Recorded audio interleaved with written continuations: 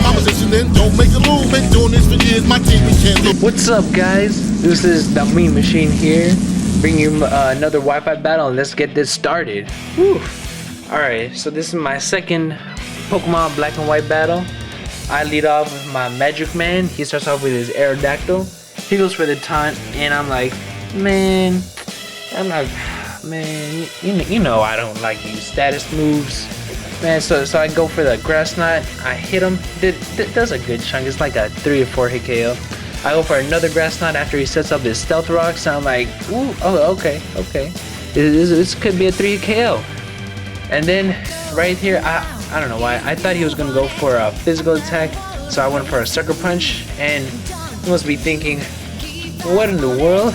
What jump up can win Sucker Punch? Well, it can't if it's disguised as a Zoroark. Whoa, hold up. It's not disguised as a Zoroark.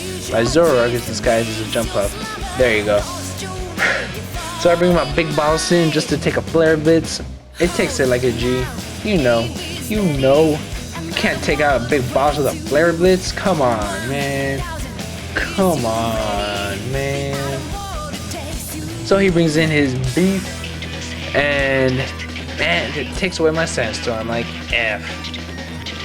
I go for the Protect. I don't know. I went for the Protect just to see what he would do if he had something up his sleeve. So then I bring in my Morningstar just to take a Earthquake because I was pretty sure he had it. And then I bring in, guess who? You can't touch this. You can't touch this. You can't touch this. It's Magic Man. He goes for the Solar Beam. Boom. It does pitiful damage. Like, are you high right now, man? That isn't gonna do shit to my jump up. So I put him to sleep, and then I put in a sub. I had to speed this part up just because my jump up is meant to take out people like in 2 hits, you know. And by the way, this jump up set is amazing. It's amazing.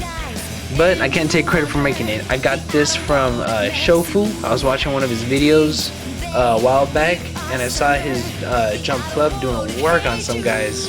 So I decided to try to get my own, and man, I fall in love with it. It is amazing. It's pretty good.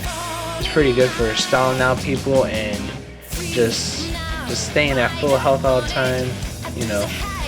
So then, right here, my jump up goes for the bounce, hits him, lands on his head, takes a dump on his head while it's up there. Just FYI, if you didn't know, that's what jump ups do. They take dumps on people's heads after they bounce on them.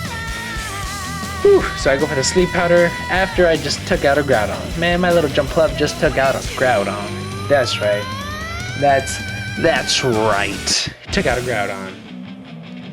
Man, and my Magic Man, it barely did any damage to Aerodactyl, but it does, after taking a dump on this Wobbuffet's head, it paralyzes it. It's like, well, the Wobbuffet's saying, yeah, well, what the fuck? Well, what just happened? Well, why is there a jump up shit all over my head? So then he withdraws it because he doesn't like having all that shit on his head. So I go for a Sleep Powder, bam! Knocks that ish to sleep. That's right, his little dog is gonna get sucked up by my Lead Seed. Whew. He wakes up, goes for the Flare Blitz. Dang, he breaks it. But, well, what could he expect? I go, man, it's taking out almost half his health just from Lead Seed. He goes for Extreme Speed powered up by a normal gem, but I still have enough health for a substitute. So I'm like, haha, joke's on you, sucker. Man, I'm getting all my health back because of that Lead Seed. So I go for the bounce, and I get another pair of hacks, and he gets paralyzed that same turn I'm on the ground. So, bam! Man, my Magic Man just took out a Groudon, an Arcanine, and it's beasting. It still has more than half health.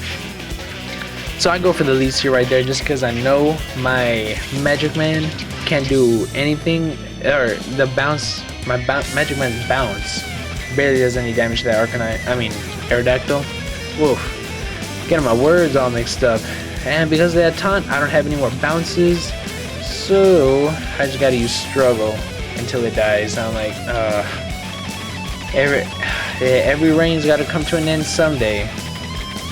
So then I bring out my Ferrothorn just because I know it's gonna be safe, because he's gonna keep going for the counter until I actually hit him. So I set up my rocks because I still don't know what's left in his team. He could have a Volcarona, and shoot, that'll make my life a lot easier. So then, right there, he's getting health back with his leftovers, so I gotta do something. I hit him with a Power Whip, and I just accept my Ferrothorn's gonna die because there's really nothing left for him to do. So he set up his Stealth Rocks, he did his job. Goodbye. But this is probably where I made the biggest mistake of. Excuse me. Alright, this is probably where I made the biggest mistake of the game.